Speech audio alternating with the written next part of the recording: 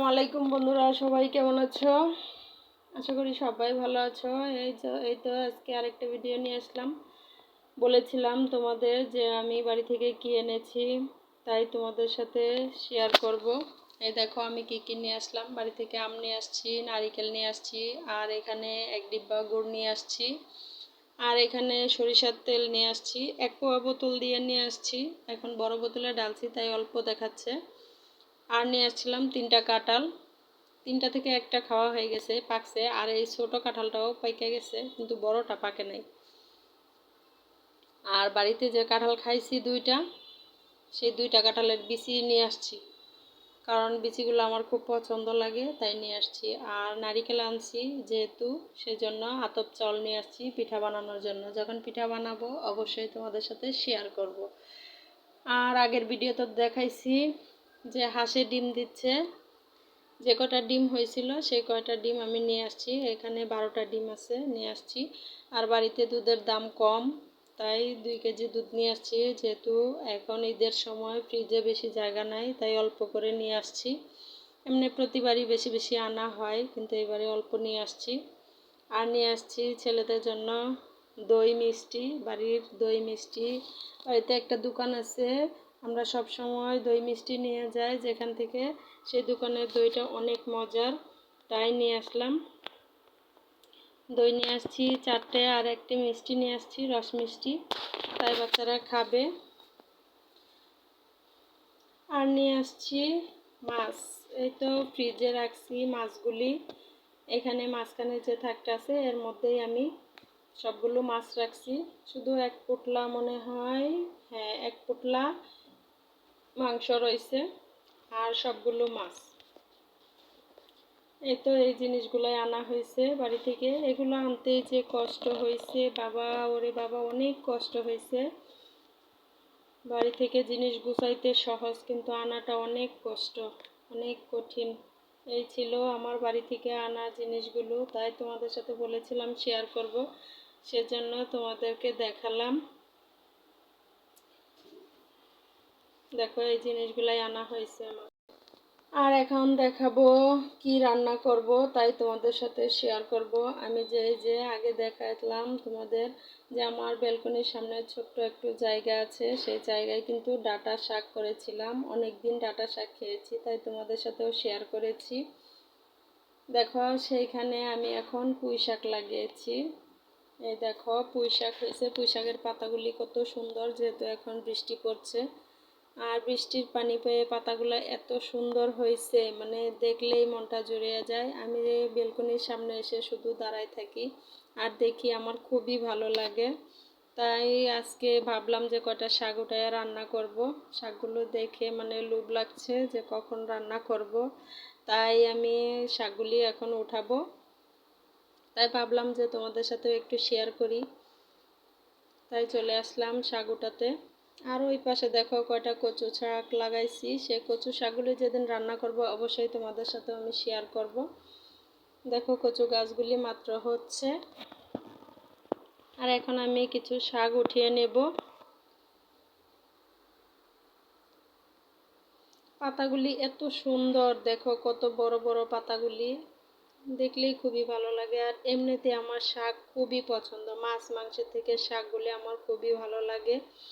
যে কোনো শাকই হোক না কেন আমার খুবই পছন্দ।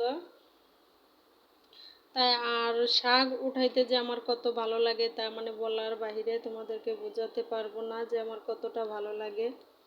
আর বেলকনি থেকে আমি দেখো রশিটা নিয়ে এই শাকগুলি একটা কি বলে তো, অনেকে আইন বলে, অনেকেই গুড়ি বলে, আমি সেরকম করে দিছি মাচার মতো, যেন শাকগুলি উপরে থাকে নিচে না পড়ে। নিচে থাকলে তো ময়লা হবে। আর এদিকে যে চারাগুলি লাগাইছি দেখো এগুলো বড় হয়ে গেছে, উপরের দিকে উঠাই দিছি। আর এদিকে 2-3টা ফুলের চারা লাগাইছি। আর এখানে যে ছোটোগুলো লাগাইছি গাছগুলি, এগুলি এখনো বড় হয় নাই, এগুলো বড় হচ্ছে। পাতাগুলি ওগুলো হয়েছে সাদা পুঁইশাক, আর এটা যেটা বড় হয়েছে সেটা হয়েছে লাল পুঁইশাক। দেখো সবাই বলে যে এই শাকটা নাকি বেশি ভালো, তাই আজকে রান্না করব, সেই রান্নাটাও তোমাদের সাথে আমি শেয়ার করব। দেখো পাতাগুলি ওঠাতে আমার খুবই ভালো লাগছে।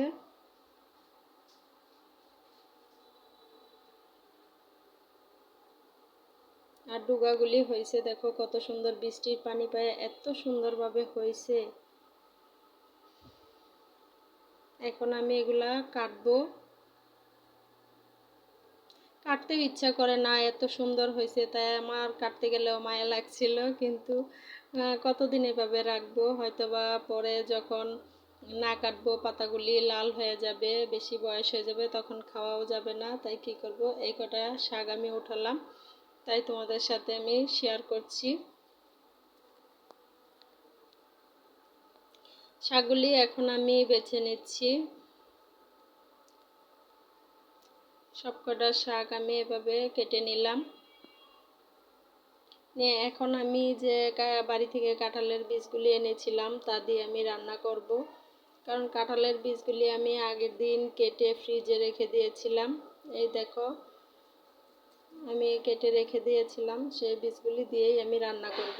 আর এখানে আমি পেঁয়াজ, রসুন আর কাঁচামরিচ নিয়েছি, অল্প কটা জিরা দিয়েছি। এ দিয়ে আমি শাক রান্না করব, কারণ শাকের মধ্যে বেশি মশলা দিলে শাক ভালো লাগে না। তাই আমি ওগুলি ব্লেন্ডার করে নিলাম। দেখো ব্লেন্ডার করা হয়ে গেছে। এখন আমি কড়াই একটু তেল দিয়ে আমি সব পেঁয়াজ রসুনগুলো দিয়ে দিলাম। পেঁয়াজ, রসুন, কাঁচামরিচ আর অল্প কটা জিরা দিয়েছি। দিয়ে দিলাম হলুদ গুঁড়ো, পরিমাণ মতো হলুদ গুঁড়ো দিয়েছি, আর দিয়েছি পরিমাণ মতো লবণ, আর দেব সামান্য একটু ধনিয়ার গুঁড়ো, অল্প পরিমাণে একটু ধনিয়ার গুঁড়ো। আর আমি এখানে শাকের মধ্যে আর কোনো কিছুই দেব না। এটুকু দিয়ে আমি মশলাটা কষিয়ে আমি শাকগুলো দিয়ে দিচ্ছি। দেখো শাকগুলি দেওয়া হয়েছে, এখন আমি উল্টাপাল্টা করে নেড়ে দিচ্ছি। উল্টাপাল্টা করে নেড়ে আমি কিছুক্ষণ ঢেকে দিয়েছিলাম, তা তোমাদের আর দেখানো হয় নাই। দেখো এখন আমি নেড়ে চেড়ে দিচ্ছি, দিয়ে আবার আমি ঢেকে দেব। কিছুক্ষণের জন্য আবার ঢেকে দিয়েছিলাম, এখন আবার উল্টাপাল্টা করে দিচ্ছি। দিয়ে আমি শাকগুলি ভালোভাবে সিদ্ধ করে নেব। দেখো যেহেতু কাঁঠালের বীজ দেওয়া আছে, সেজন্য একটু ভালোভাবে সিদ্ধ করে নিয়েছি। একটা আলু দিছি, কারণ আমার ছেলে আলু খেতে পছন্দ করে, তাই একটা আলু দিছি। দেখো কষানো হয়েছে, এখন আমি সামান্য একটু ঝোলের পানি দিছি, দিয়ে আমি কিছুক্ষণের জন্য ঢেকে দিচ্ছি। এখন ঢাকনাটা খুলে আমি দিয়ে দিব মাছগুলি দিয়ে আমি ভালোভাবে নেড়ে চেড়ে নেব। যদি বন্ধুরা আমার ভিডিওটা ভালো লাগে তাহলে অবশ্যই তোমরা লাইক, সাবস্ক্রাইব করে আমার পাশে থাকবে। এর মতো বিদায় নিচ্ছি, আল্লাহ হাফেজ।